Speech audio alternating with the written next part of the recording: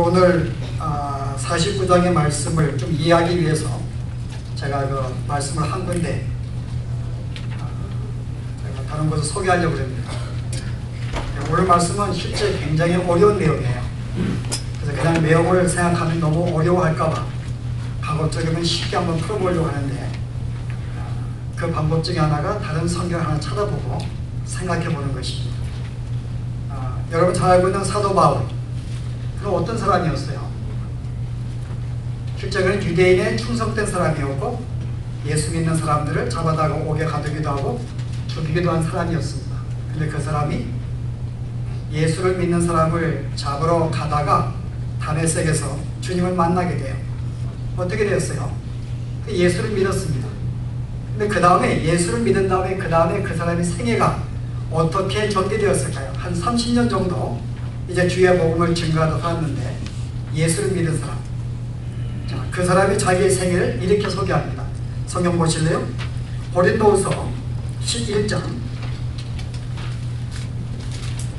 제가 23절에 있는 말씀을 제가 읽습니다. 여러분이 그냥 들으시면 될 것 같아요. 내가 수고를 넘치도록 하고 옥에 갇히기도 더 많이 하고 매도 수없이 맞고 여러 번 죽을 뻔하였으니 유대인들에게 40에 하나 감한매를 5번 맞았으며 3번 태장으로 맞고 1번 돌로 맞고 3번 파선하는데 일주일을 기품에서 지냈으며 여러 번 여행의 강의 유형과 강도의 유형과 동족의 유형과 이방인의 유형과 신의 유형과 광야의 유형과 바다의 유형과 거짓 형제 등의 위험을 당하고 또 수고하고 애쓰고 여러 번 자지 못하고 줄이며 목마르고 여러 번 굶고 춥고 헐벗었노라. 이게 바울이 예수님을 믿은 다음에 자기가 어떻게 살았는지를 한마디로 고백한 내용입니다. 자, 여러분 이와 같은 삶이 축복일까요? 저주일까요? 아마 여러분 가운데 어느 누구도 사도 바울이 저주를 받았다고 생각하지 않습니다. 그리고 이와 같은 삶이 결코 저주라고 생각하지 아니합니다. 여러분 그렇죠? 근데 실제 여러분들이 만약에 예수를 믿은 다음에 이런 삶이 전개가 되면요, 여러분 원하신대요? 저주의 삶이 분명히 아닌데 여러분 예수를 믿고 죽는 그날까지 이런 삶이 우리에게 계속 끊이지 아니하고 이런 삶이 우리에게 다가온다. 예수 믿는 것 때문에 굶주리고 헐벗고 그것도 부족해서 매도 맞고 도망다니기도 하고 강도 위험 만나고 뭐라 그랬어요? 40에 하나 감한매를 5번이나 맞았으며 제가 설명했죠? 사형수들에게 매를 40대 때리는데 그리고 사람을 죽이는 형태입니다. 근데 이 사람이 안 죽게 되면 풀죽이 되어 있는데 39대를 때리는데 바울이 안 죽은 거예요. 그래서 이 사람을 한 대 더 때리면 풀어져 되니까는 풀어주기 싫어서 그냥 안 때리고 감옥에 가둡니다. 39대만 때리고 하나 감한매를 그 다음에 또 끄내 때리는 거예요. 그러기를 5번이나. 웬만한 사람 같으면 죽을 수밖에 없는데 이런 것을 예수 믿는 것 때문에 5번이나 맞았다고 합니다.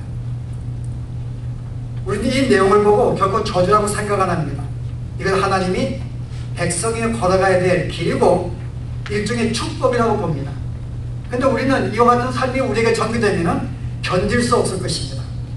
아마 여러분이 예수 믿는 것 때문에 오해를 받고 사업이 안 되고 건강이 악화되고 사람들에게 미움받고 왕따를 당하고 하는 곳마다 실패한다 그러면요, 여러분은 아마 대부분의 사람들이 예수 믿는 거 차라 그러고 아마 도망가기 바쁠 것입니다. 왜냐하면 우리는 예수를 믿은 다음에 우리에게 알지 못하는 어떤 망상이 있어요. 예수 믿으면 하나님의 자녀가 되었고 무엇인가 보호와 복된 삶이 그 이 땅에 세상 사람들이 추구하는 그와 같은 삶 이상이 우리에게 주어지지 아니할까 라는 생각이 있기 때문에 예수 믿는 것 때문에 희생을 하고 헌신을 하고 오해받고 재산을 잃어버리게 되면 우리는 이게 무슨 축복인가, 이게 저주의 삶이지.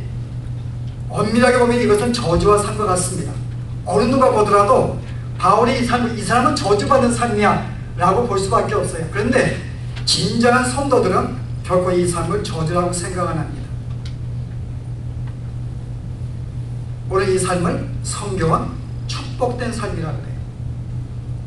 진짜 복된 삶이라고 말합니다. 그래서 여러분들로 하여금 성경은 이와 같은 축복된 삶을 살기를 원해요.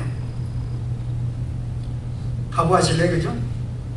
네, 제가 볼 때 여러분 이것은 바울이기 때문에 그렇지만요, 실제 이것은 한 성도의 대표적인 삶입니다. 여러분에게도 예수를 믿는 순간부터 이런 삶이 전개가 되어짐을 소개하고 있는 거예요. 그런데 왜 우리에게 이와 같은 삶이 없는가? 감당하면 다 도망갈까? 아직 안 주시는 거죠.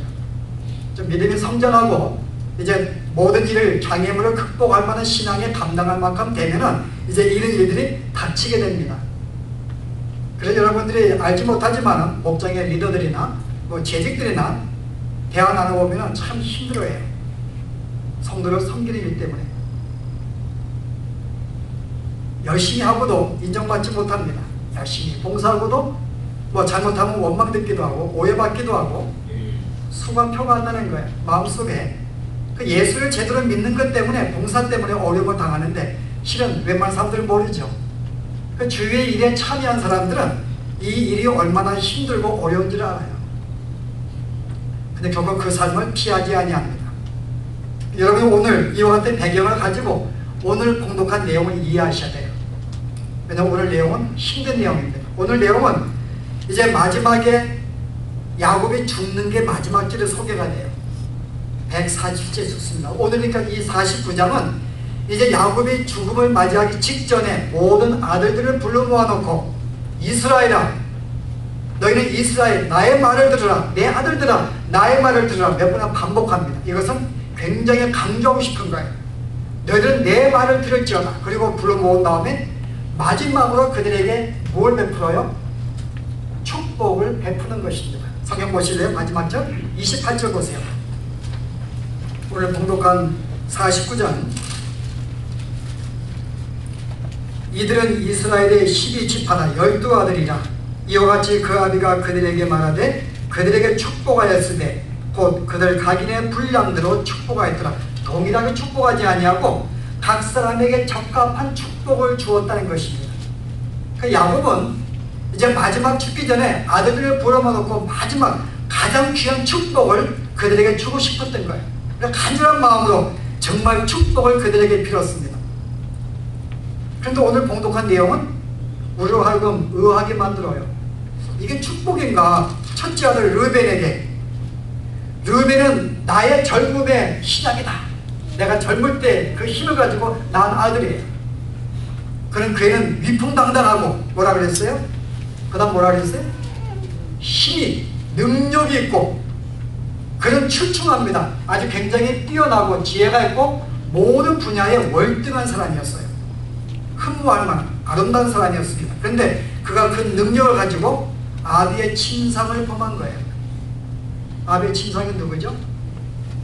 실은 아버지의 아내 빌하, 바로 누구죠? 종의 여종을 취해서 낳은 두 아들 낳았습니다. 단도 낳았는데 그 형제의 어머니, 결국 자기의 어머니를 범한 거예요. 이것 때문에 어떻게 해요? 그는 결단코 이제는 출중하지 못할 것이며, 비록 그가 범죄하기 전에는 능력이 있었고 힘이 있었는데 너는 결단코 그러한 삶을 살지 못할 것이다. 여러분 이게 축복인가요? 아니 그리고 아버지가 르벤이 그가 지금까지 산 이 평생 가운데에서 그가 잘못한 게 별로 없어요. 르벤은 오히려 그 자기의 요셉이 팔려갈 때에도 죽이지 말자 그럽니다. 자기 동생을 보호한 사람이었어요. 그런 지혜가 있는 사람이었는데 그가 한 번 아버지의 침상을 범한 것 평생에 한 번 있는 일이었어요. 근데 야곱이 그가 하늘을 기억해서 그로 하여금 저주를 하는 것입니다. 너는 아버지의 침상을 범하였기 때문에 너는 결단코 이들이 가진 모든 능력과 실력을 더 이상 너는 갖지를 못하게 될 것이다. 두 번째 아들은 더 과간이에요. 시몬과 레이도 들을지어다. 너희는 너무나 잔혹한 자로다. 그들이 왜 잔혹했어요? 그들이 식당에 있을 때 어떻게 했는가요? 하나님은 그곳에 이스라엘이 정착을 원치 아니했어요. 그래서 그 동네 사람들에게 딸 디나가 강간당하게 만듭니다. 그 오빠들이 그 소식을 들은 거예요. 자기의 여동생의 강간당을 듣고 어떻게 복수할 수 있는가. 근데 그 그 고울의 그 아들 범한 아들은 정말 이 디나를 사랑했었어요. 그 와가지고 내가 정말 사랑하기 때문에 나에게 달라, 내가 원하는 거 다 주겠다, 정말 사랑했기 때문에. 근데 그 마음을 받지 않고 복수의 마음이 생겼습니다. 그래서 어떻게 했어요? 거짓말을 속입니다. 만약에 내 동생과 결혼하고 싶으면 네가 할례를 받아야 된다. 할례는 하느님 백성의 표시인데 이 표시가 없어서는 우리는 다른 백성을 결혼할 수 없다. 내가 할례를 받는다면 내 동생을 주겠다는 거예요. 그래서 그들이 할례를 받았어요. 자기가 받지 아니하고 이 시몬과 레위가 너의 모든 부족을 다 받으라 그랬는데 너희들이 백성이 돼야지, 주의 백성이 우리가 함께 혼인할 수 있다. 그래서 이 사람이 너무나 디나를 사랑해서 자기의 동네 가가지고 다 불러 모았어요. 그리고 내가 정말 결혼하고 싶다. 그래서 우리가 할례를 받자. 그래야지 하나님의 백성이 된다 그러고 같은 우리가 동족이 돼서 결혼할 수 있다니까는. 그래서 다 할례 받습니다. 근데 할례를 받으면 가장 힘들 때가, 걷기 힘들 때가 3일째예요. 그때 시몬과 레위가 칼을 들고 그 동네에 가서 남자들 다 죽여버립니다. 그들에게 죽이려고 일부러 할례를 받으라고 하나님을 의를 가장한 것이죠. 한 명 남기지 않았어요. 너무나 잔혹하고 잔인했어요. 오늘 그 얘기하고 있는 너희는, 시몬과 레위는 너무나 잔혹하는 거죠. 결코 너희들은 이 일에 참여하지 말자다. 그래서 뭐라 그래요? 저희가 저주를 받을 것이다. 제가 행위가 너무 혹독스러운 거예요. 물론 이 삶은 이 시몬과 레위도 그들의 모든 평생 가운데 딱 한 번 그들이 잔혹한 행위를 한 거예요. 실제 이 사람들은 그렇게 나쁜 행위가 없었어요. 그러나 한 번 정말 동생에 대한 복수 때문에, 그러나 그들의 혹독함으로 저주를 받을 것이요, 그들의 분기, 너무 분노했습니다. 저들의 분노가 맹렬하니 저주를 받을 것이요, 그 결과가 뭐예요? 그들은 야곱 중에서 흩어져 살게 될 것이다. 땅도 차지하지 못할 것이고 흩어져 살게 될 것이다. 지금 야곱이 마지막 죽기 전에 아들을 불러보내고 그들의 각자에게 축복했다고 말합니다. 근데 오늘 이 내용은 축복이라기보다는 엄연한 저주의 내용이에요. 여러분 그렇잖아요? 저주의 내용입니다. 근데 오늘 성경은 이 내용이 바로 축복이라고 말하는 것입니다. 왜냐하면 야곱이 마지막에 각자의 아들의 자기의 분량대로 그들에게 적절한 축복을 베풀었다고 말합니다. 이 내용은 축복이라고 말하는 거예요. 분명히 그들은 저주를 받아서 땅도 차지하지 못하고 이제 가나안 땅에 들어갔을 때 그들은 참을 땅을 차지하지 못해요. 여러분 알죠? 시몬 족속은 땅을 차지하지 못합니다. 그래서 유다 지파가 안 돼가지고 자기가 땅을 많이 가졌기 때문에 그 중에 일부를 땅을 줘요. 여기에 살라고 합니다. 그런데 그 조그만 땅에 모든 시몬 지파가 다 살 수가 없어서 나머지들은 다 흩어집니다. 북쪽으로 흩어져요. 그 다음에 레위 지파는 땅 안 줬어요. 너희들도 각 모든 지파에 흩어져서 살게 될 것이다. 오늘 이 예언의 축복의 예언대로 그들은 땅을 차지하지 못했고 그들은 흩어져 살게 되었습니다. 저주를 받은 거예요. 그런데 성경은 이 말씀을 가르쳐 축복이라고 말합니다. 그들에게 축복을 베풀었다. 어떻게 이 내용이 축복이 되냐 그 말이에요. 우리는 여러분이 오늘 이 야곱이 마지막에 12아들에게 베푼 우리가 이 축복에 대해서 우리는 별로 내용을 신경 안 써요. 그냥 마지막에 축복을 하고 갔는가 보다. 이 내용이 자세히 우리는 알지 못합니다. 그 내용을 읽어보면 엄연히 축복이 아니고 저주의 내용을 우리는 누구든지 할 수가 있어요.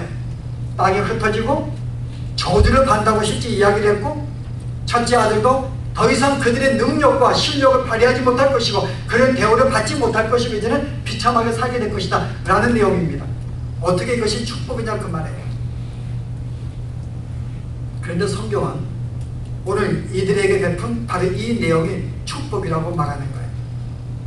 자, 그래서 여러분이 내용이 이해하기 힘들까봐 사도 바울을 소개했던 것입니다. 자, 이게 왜 여러분 축복일까요? 여러분이 실제 이 내용이 한 사람 한 사람을 두고 보면은 우리가 이해하기 힘듭니다. 근데 12아들에게 전체에게 베푼 축복의 내용을 쭉 연결시켜 보면은 이게 왜 축복인지를 알게 돼요. 여러분 그 다음에 내용이 뭔가 하면 그 다음에 내용이 유다가 나옵니다. 유다에게 축복을 줘요. 너에게서 메시아가 탄생하게 될 것이다. 뭐라 그랬어요?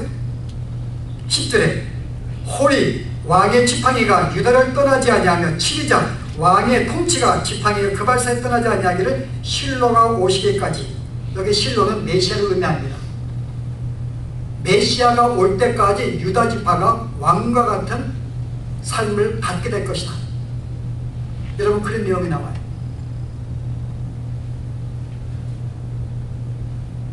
여러분, 실제 여러분 여기에 메시아 내용 보실래요? 실제 이들은 이 두 명의 아들은 가장 인간의 죄를 지은 사람입니다. 근데 그 다음에 메시아가 여기 등장하는 거예요. 바로 유다로 말미암아 어떻게 한다고요? 그들의 죄악이 구원받는 사건이 여기에 살며시 소개가 됩니다. 근데 그 다음 보세요. 그 다음에 어떤 내용이 나와요? 또 두 아들에게 뭐라기를 이제 너희가 땅을 차지하게 될 것이고 안식하게 될 것이라는 내용이 두 아들에게 축복을 줍니다. 결국 메시아가 이 땅에 오셔서 모든 인류의 죄를 대신 십자가의 죽음으로 말미암아 그들의 저주를 대신 짐으로 말미암아 그 결과적으로 어떻게 돼요? 이제 너희가 하늘의 천국을 찾아게 될 것이고 그 천국에서 참된 안식을 누리게 될 것이다. 그리고 그 다음에 메시아가 오심으로 말미암아 십자가 주로 말미암아 이제부터 영적인 전쟁이 시작한다. 그리고 두 아들에게 이제 너희와 전쟁과 심판이 있다고 또 예언합니다. 영적인 전쟁이 벌어져요. 예수를 믿게 되면 이제 우리 마음속에 새로운 존재가 창조되었기 때문에 내 옛사람과 새사람이 싸웁니다. 옛사람은 계속 죄를 지으려고 해요. 계속 이 땅에 하나님을 거절하고 내가 왕이 되려고 그러고 나의 인생을 위해 살아가려고 합니다. 새사람은요, 하나님의 영광을 살려고 합니다. 내 새사람과 옛사람이 계속 싸우는 전쟁이 벌어집니다. 그리고 내가 예수를 믿는 것 때문에 이제 세상에 나갈 때에 그들에게 또 영적인 싸움이 일어납니다.